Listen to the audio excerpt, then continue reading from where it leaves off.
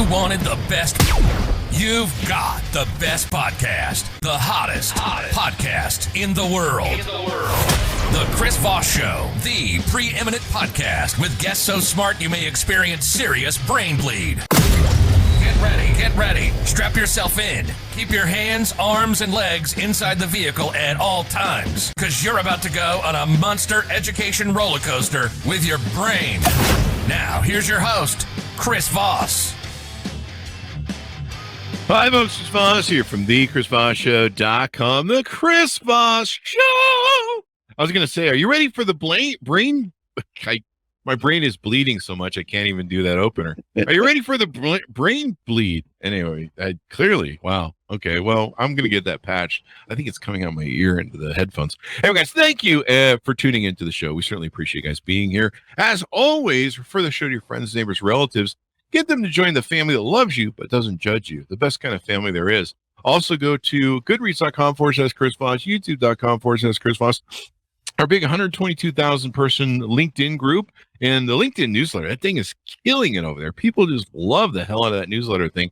LinkedIn is just so freaking amazing. Today, we have some amazing folks on the show with us today. We have the director of product marketing for AJA Video, Bryce Button, is on the show with us. We're going to be talking about NAB show, the National Association of Broadcasters show that just went down in 2022. For those of you watching this 5 to 10 years from now, you'll be like, what? When was this? Welcome to the show, Bryce. How are you?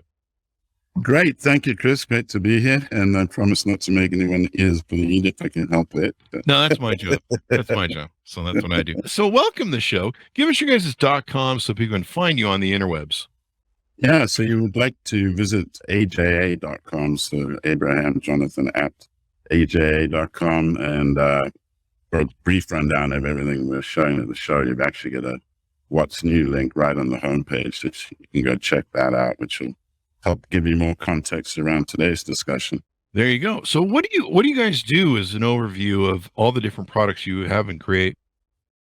Yeah, so AJA is coming up on our 30th anniversary next year. The time has flown by. We started out building little mini converters, which is all the way back in trying to get computers to work with video signals right at the beginning of things. And then we went from mini converters into more serious frame sync converters where you're handling a ton of work, whether it's audio embedding, disembedding, while doing slight color adjustments, converting frame rates, all sorts of things.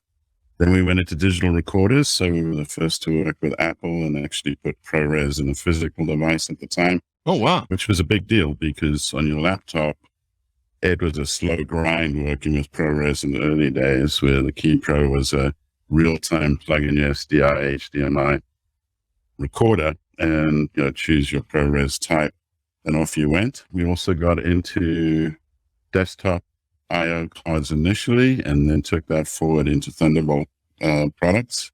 Mm-hmm. So we have OLED devices. Those have been huge for editing, color correction, video effects work, all sorts of stuff. And then from there, we've really blossomed and grown out with all sorts of bridge products. We consider these our gateway products.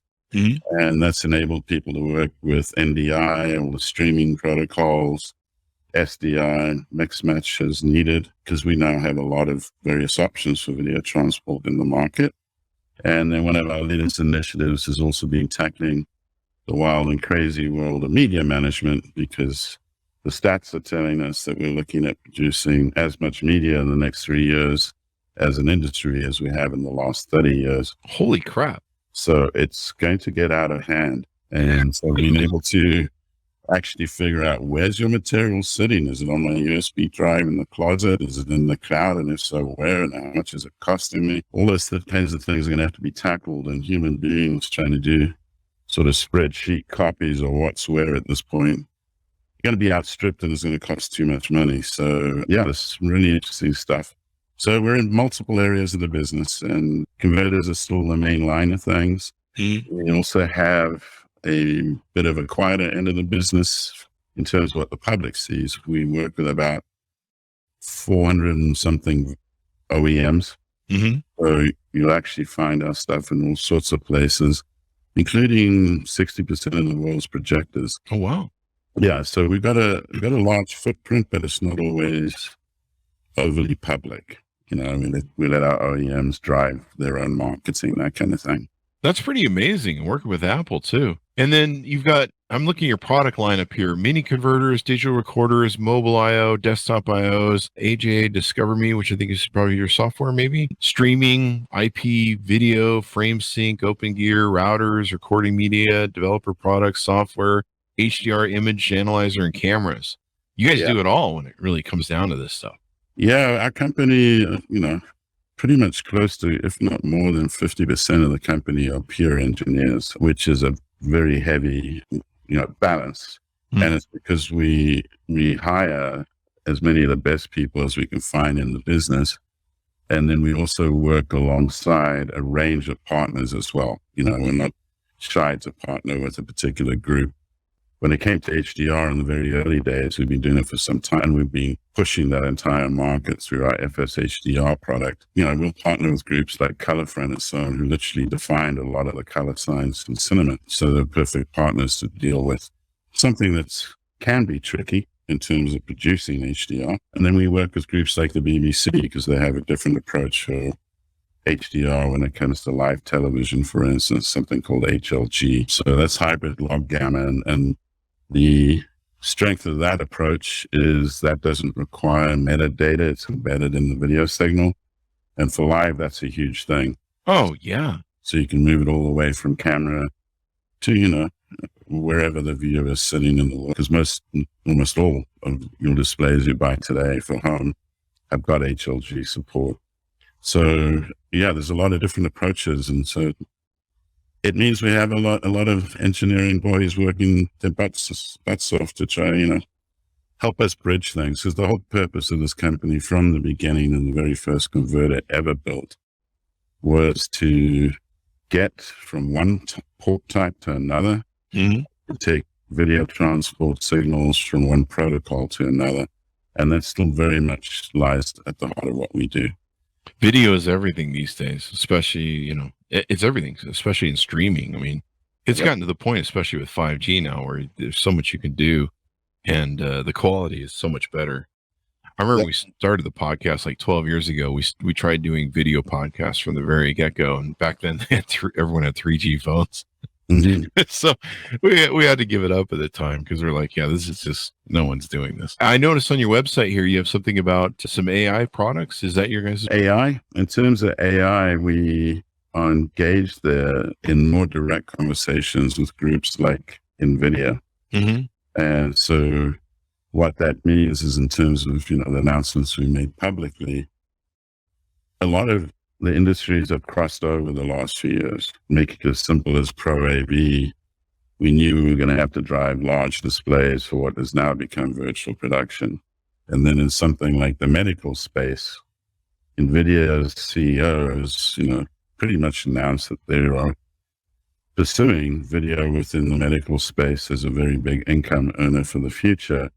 And it's got a, social purpose, and that is to make surgeries safer and more detailed. And so our engagement there becomes sort of a joint process where we work with a group like NVIDIA.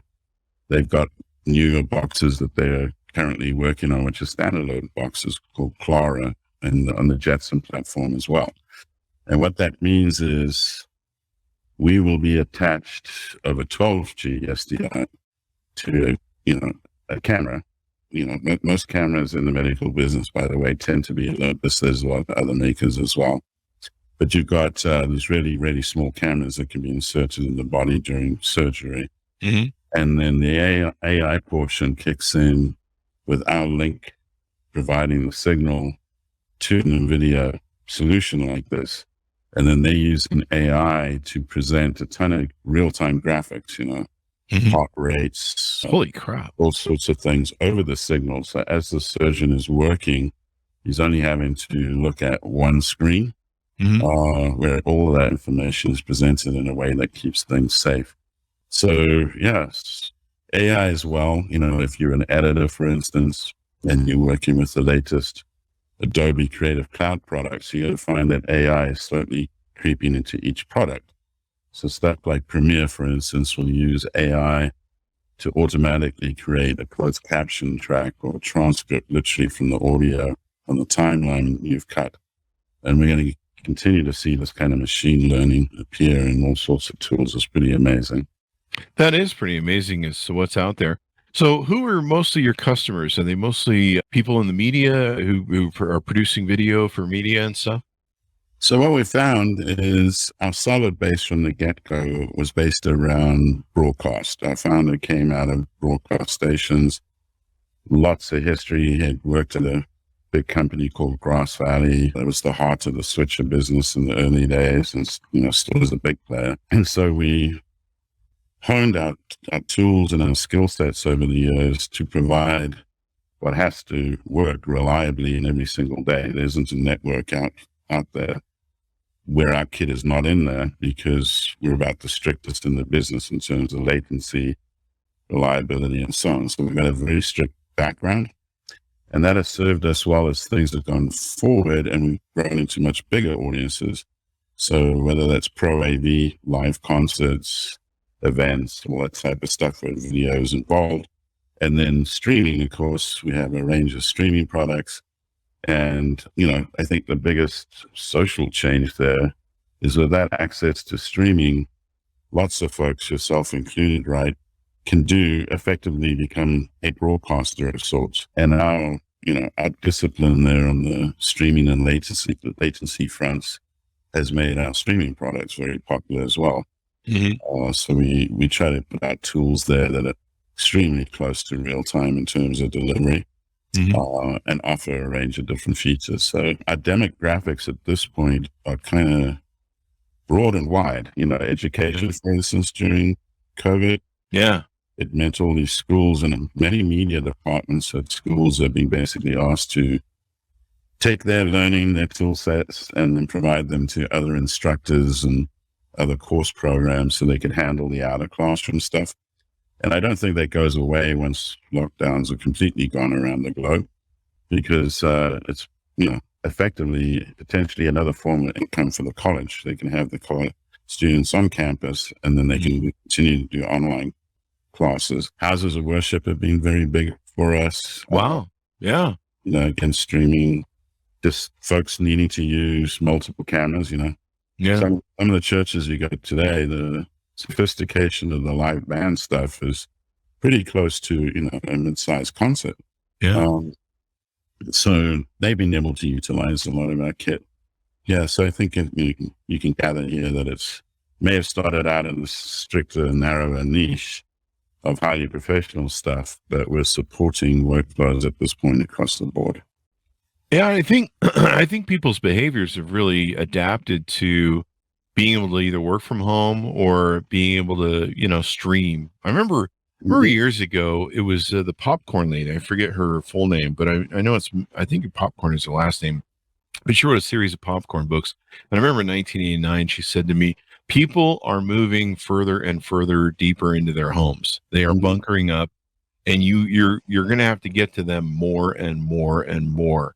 And I was just amazed at how profound her prediction was, and now, with COVID, it just really created a barricade. And you have companies now that they're just having to almost give up and go, look, if you guys want to work at home, work at home. And so they're going to have to deal with, like you say, a lot of the media streaming. I think churches as well. I don't know if, people are going to be hopping back as much with COVID and being like, let's go to work, let's go to church, and let's go to these things. I know I did for a little while where I'm like, I get to go out and run around for a while. But people have gotten really used to living a lifestyle where they're like, hey, you can just come to me in my home. Yeah, there's a lot of that, and we had to adapt our tool sets. We'd actually started this quite some time before COVID, because we had predicted that a lot of the facilities would go down to leaner staff on site, and a lot of the creative talent had already been pushing to sort of work more remotely, or a production wanted to bring in varied talent from across the country, across the globe. So we built actual remote control and configuration into all our major tools quite some time ago. So all our key boxes, whether they're recorders, even things like routers, and majority of our big products that aren't just little throwdown mini converters that you'd have on a set, they all have built-in web servers, allowing the user to actually control them just using a typical web browser like we're on today, and revealing the entire interface and the ability to, even upload fresh firmware, whatever is needed, and then save presets for how you're utilizing the tool and controlling the streams or whatever you're working with of video transport, whether that's over baseband video, in other words, what you see on TV, and you have a normal coax cable, or, one of those the streaming protocols that are now prevalent everywhere. So, yeah, it's been really interesting to see how well that has stood us, because it also means the majority of the time outside of desktop I/O cards, for instance, you're actually doing everything over the internet there without having to use proprietary software. So that's been very popular for a lot of our users. Let me ask you this. A lot of people have Zoom fatigue. Do companies, especially ones that, like Airbnb just recently came out and said, hey, if everyone works at home, I think Twitter was the same way. I think some people are maybe hybrid, it's kind of all over the place a little bit right now, but their companies are finding they're having a hard time clawing people back into the office, and people are like, yeah, I'll go work for somebody who can let me be at home. And, workers have choice right now. Do maybe companies need to start thinking, CEOs and executives start thinking, we need to move beyond the standard Zoom thing and maybe move to, like using products like yours for multi-dimensional, multi-camera functions, presentations, different ways to engage the audience more. I've had to think about how, in my book about leadership, I've had to think about how do you lead now if people aren't in your office or your sphere? You've got to lead through the camera. You've got to lead through and affect people, through this whole new work at home thing. What do you think about that? I think you've hit it on the head. Our Realities, for instance, is one of the most popular products that we put out there just prior to COVID and really took off. It's called the UTAP, for instance. So the first thing that does is that's a little USB 3 connection to your desktop or laptop, and it receives either SDI or HDMI video. And what that means is you can plug in a reasonably priced camera that gives you more control of optics, zooms, low depth of field, all that kind of thing, which already ups it a level. And then on the desktop side, we have taken most of our Thunderbolt 3 boxes, which supply multiple channels of I/O. And then we initially had a lot of success with streaming packages, for instance, like vMix or Wirecast from TetaStream. And then in our latest SDK stuff, we took, for the first time, we made available a software development kit within the open source world. In a group like OBS, literally within a couple of weeks, had gone through and tweaked the SDK so their software, which allows multiple cameras, the ability to switch between them. And, we're talking really cheap software here. Yeah. Can be utilized because precisely what you're saying, folks are wanting to add a bit more. And especially if they've got, let's say, multiple offices, you might be getting, one input coming from one location, another from another, and you're putting them all in the same place. We've done a lot of work around game engine support. Gaming, yeah, it's huge. Yeah, because that's part of, we've worked with Epic and the guys and software like Unity, and the purpose there is to create some pretty sophisticated virtual sets. And, so that stuff started with sort of the bigger items, like trying to handle Wimbledon. The actual physical interview room at Wimbledon is a pretty small room. And it really only fits a couple of chairs, but that doesn't look very sexy on TV. So they generated 3D models, and in real time, those models' perspective is basically linked to any camera movement, so it feels real. And, for the Super Bowl and stuff like that, we've helped put the particular producer or broadcaster in a place where they can put massive graphics on the field that don't actually exist, and desks and various things with hosts behind them that don't actually exist in the physical reality. So this kind of thing is becoming more and more common, and it's going to enable groups on much smaller budgets to be able to do sophisticated stuff. I've done a lot of interviews with groups in England, for instance. Kit Plus is an example where it's two guys that run it, and they've got a setup, and when they interview me, we all look like we're in the same room. The truth is I'm sitting here in Colorado, and in the UK, they live about 50 miles apart from each other, but it all looks like a unified single studio. Mm-hmm. So, yeah, it's really exciting. I've never been able to quite leave this industry, even when I felt exhausted, because the challenges are just too much fun. Yeah, and video, I mean, like with 5G and everything else. And thanks, Heather, for your input there. That's a good question, how to lead in the hybrid environment. Yeah. To me, I could see, I kind of have a vision. I'm not a visionary, but I play one on podcasts. But I would think that, okay, if I was a CEO, I'd sit down and go, okay, we have people behind this Zoom thing that's almost worse than corporate meetings, where people are just like, what the heck? Why am I here? And I'll see my friends that work for corporations. They're just like, this is my 20th Zoom meeting today. Yep. And I imagine, you need something that can fire up the troops, that can motivate people. It's exciting. Companies maybe need, because I've been to, every year we go to AT&T's, a big CEO presentation they do to devs and stuff. We cover that with press and a lot of different press stuff with CS and all the shows all year round. And so we go to those events, and, they're multimedia events. They have this spectacular trailer film that comes on and says, AT&T is doing this and doing that and changing the world. It's basically like a movie sort of play.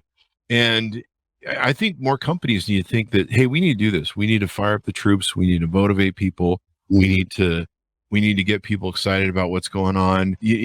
Vision is more important now than ever, because you've got so many people that are like, hey, I can go to work over here. I can go to work over there. I can go to work over here. It's like, they have a million suitors they can possibly have. So they want to work for people who are exciting, innovative, motivating, people who can communicate that vision. And, people, like I say, are tired of the another Zoom meeting, and, you see all the jokes of people who are like, they have all these ways of faking their green screens, and the fact that they're paying attention, like they're just like locking into a screen that they're like this the whole time. Right. And it's like some picture they've uploaded and they're off, I don't know, eating bonbons or something, watch TV. So yeah, to me, video is like really huge. I knew that this would eventually come in this age, but it took a long time to do. But between YouTube Live, LinkedIn Live, we really love LinkedIn Live, Facebook Live. I mean, people love the live experience. A lot of the YouTube channels now that are the biggest on YouTube are live. And so the interaction, the community that you build, I mean, it really is everything. Anything more you want to touch on, or anything interesting you see coming up in the future that you guys are excited about? Sure. A couple of things. One is we just came out of NAB, and I'm pleased that, our brand new streaming product, which is very affordably priced at $16.99 and supports 2 channels of encoding in the same box. And you can go to 2 different destinations, or you can combine them at one product to the end. Oh, wow. That could make a lot of sense, because what we've done with it is, if you're doing, especially in the corporate environments where the budgets may be lower per piece of kit, or if you're kind of doing a lot of your own shooting, editing, what have you, and then you need to do a streamed and also recorded session, you can actually import graphics into this little box, up to 99 Photoshop images with alpha channels and so on. And you can actually do sets of layouts. Each one could be a little different for the type of event. And you can combine those 2 video inputs, and you can scale them down, put them against a color map background, and then add these graphics. And then during the process of going live, if we were sitting here right now within the interface for that product, you basically got 10 what we call shot box buttons. And you previously set up your layouts, and you can just click them during the live broadcast. So as you and I, bounce back between each other for elements you want to put up there or titles, You can do all of that in real time. So it's a hell of a lot of power in a small little box. And while it's not going to do all the sophisticated things of an expensive switch, you got close, to basic decent cuts there. And the other thing we've found is that for things like education, or as you were saying, trying to have better corporate meetings where you want to combine things, you can always use the HDMI input for the presentations coming from a laptop that's feeding this box as well, while you have the talking head, either UI in this case, and you can place them on screen. So that's Hilo Plus. And then in terms of further roadmap type stuff, we never announce products before we do them, but HDR continues to be a huge thing for us. We've been leaning on this front, and HDR production is key. You got to do it right up front to get, good results. IP is a really interesting one because there are many different approaches. Mm-hmm. For pure broadcast, you got something that's known as SMPTE 2110, and that's about moving pretty heavy bandwidth, uncompressed video. But then you've got a range of other opportunities today. You've got the standard streaming protocols, like HEVC, the MPEGs, JPEG 2000, and we move that type of stuff now across the public internet, which a couple of years ago, folks wouldn't do because they were concerned about the security of their intellectual property, right? You didn't want to have a production of something that was being transported across the public internet and then getting stolen. Yeah. But since the introduction of a protocol called SRT, which stands for Secure Reliable Transport, and it's a worldwide thing. So it's ourselves and pretty much every major video manufacturer you can think of is signed into this alliance. It gives you encrypted files. So even if they were stolen, nobody could do anything with them. Yeah. So that's allowed us to literally transport video across the public internet with very low latency, and it's completely secure. And so that Hilo Plus box is talking about original Hilo, but this box is gained SRT as well, so that security is no longer an issue. But there are other forms of IP, there's multiple standards. So NewTek as a company brought out something called NDI, which again is using IP to move a more compressed signal, which has become very practical for especially affiliate TV stations, and nobody's immune to using the internet anymore anyway. So every major broadcaster, some kind of OTT thing. I happen to love Formula One as a sport. And then I utilize F1 TV app. And, the great thing there is you can literally choose, click away on the feeds and go, I want to watch my favorite driver's point of view camera right now instead of the typical broadcast. So all those kind of things, and the expansion of it is huge. And then, as I said, it's so much fun, and it's so challenging to look at all the things people want to do, that we'll continue to work with a ton of partners, as I mentioned up front, and folks have got a lot of great ideas. So, we have to sift them, of course. We only have X amount of human resource, but we do our best to pick the most impactful ideas and protocols and codecs and that type of thing to engage with. Yeah, it's really, I think people want more. They want to be able to do what they want. Like the old days of like watching whatever camera angle they decide to see, or, tracking this guy or that guy. You want to go see your guy. I was watching an NFL practice of a team, and it appeared that they were using some sort of drone, probably a small drone, and the things can move zipping fast. And they were coming around kind of like a U angle over the top of running in the play. And it made for such a much better sort of experience than, a static sort of shot. They do have that one cable or the camera that runs over the top to middle and can move around a little bit.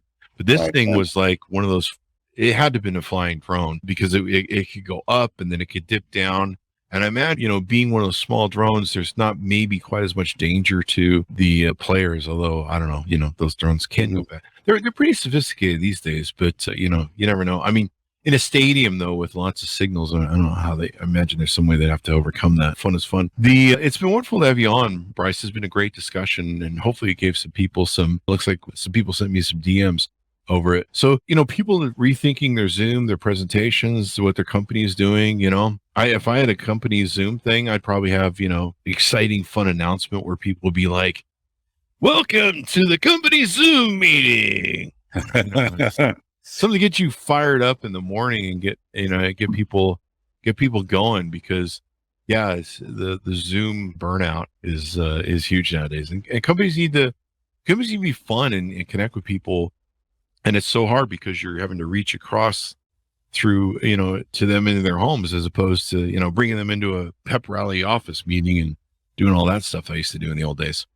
Anyway, thank you very much, Bryce, for coming on. We certainly appreciate it.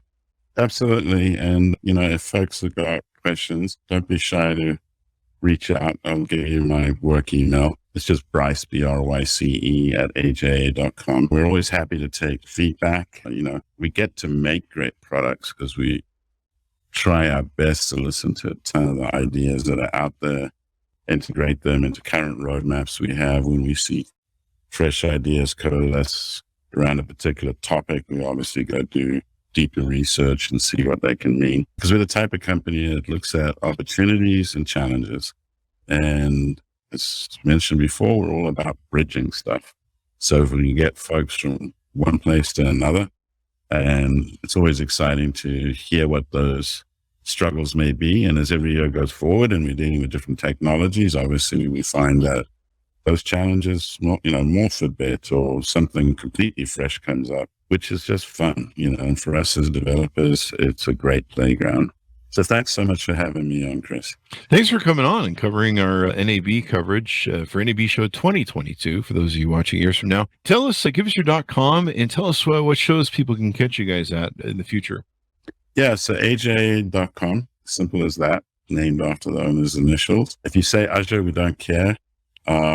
As long as you're buying, that's the sales routine. Of course, for shows going forward, NAB, we largely did meeting rooms. We didn't do the big booth thing. We're going to do a booth at IBC in Amsterdam late in September. I'm actually headed off to Barcelona come Sunday, because that's ISE, which is the Pro AV show equivalent of what's known as Infocom here in the United States. So we're starting to go back to more shows now that, things are calming down. You'll probably see smaller stands in general for exhibitors for a while here still. But the key thing is meeting people. You get to have conversations that are more off the cuff, that are more about banging into the right person at the right time, and discussing, challenges. Every vendor out there is all about finding a challenge and trying to find the best tool or create the best tool to overcome it. So those kind of discussions are invaluable. And then for me on the marketing side, of course, it allows me to sit with all the folks I need in the press, and we all know each other for years now, and talk about what that means. I think if you're fresh to AJA type products, your best solution is once you get to AJA.com, just look in the menu system and look at our solution pages. So for each solution page, what we try to do is sort of lay out the topic and educate people on the topic before we get into our products that can assist. Because having a good understanding of what technologies actually mean, what they're capable of, what the details are. In the end, if you're a creative or you're a producer, understanding what they're about and how best to utilize them is really key before you make any decision on buying anything. So I think your viewers will find that very helpful. Definitely. And I love the idea of people, making more entertainment, using your guys' products to make better Zooms. In some cases like Airbnb, I don't know how many employees they have, but, when you're making a decision, an announcement that, you can work at home in perpetuity, you need to come up with some media that's going to be entertaining. It's for me, like I said, when I had my offices and massive employees, we'd always have the Monday pump up meeting, and you shuffle everybody in a room, and I do the dance of stupidity and rah-rah and clown show and, whatever it takes to fire up the troops. And, we're going to have a great week. Let's go kick some butt. You know, it was kind of that and a mixture of Glengarry Glen Ross. Go close. Coffee is for closers. Always be closing. There we go. Always be closing. So there's that. But yeah, I mean, to me, that's where you really have to stand out because, you know, as employers now, you have to realize that these guys, you know, these people can flip through. I think I saw something like, I don't want to quote the figure. It was either 45 million or 4.5 million people switch jobs, I think, in this first quarter or March alone or something. I'd seen it go across my news thing this morning, so forgive me for the numbers if they're off. But that's a lot of people switching jobs. There's a lot of people just moving about. And, you know, here in Utah, where I'm at, I can only report here because I know here, every single place you go to has notes on the door going, we're hiring, we'll do anything, give us your first child. There's even one restaurant that I go to where they offer you $100 gift card, you know, as a patron. If you refer somebody that goes to work there. I'm like, wow, I can get free food here. Oh, nice. I need to go find some people. I mean, I might just start walking the street. Hey, do you want to go to work at this restaurant? Because I get $100 for this thing. It's free food. So, you know, employers need to think about this stuff and entertain more. Anyway, thank you very much, Bryce, for coming on. We certainly appreciate it. Absolute pleasure. Thank you. Thank you. And thanks, Monis, for tuning in. Go to youtube.com/Chris Voss. See everything we're reading and reviewing over there in our forthcoming videos. As well, go to goodreads.com/Chris Voss. See everything we're doing over there. Also, go to all of our groups on Facebook, LinkedIn, all those crazy places those crazy kids are playing at these days. Thanks for tuning in. Stay safe. Be good to each other. And we'll see you guys next time.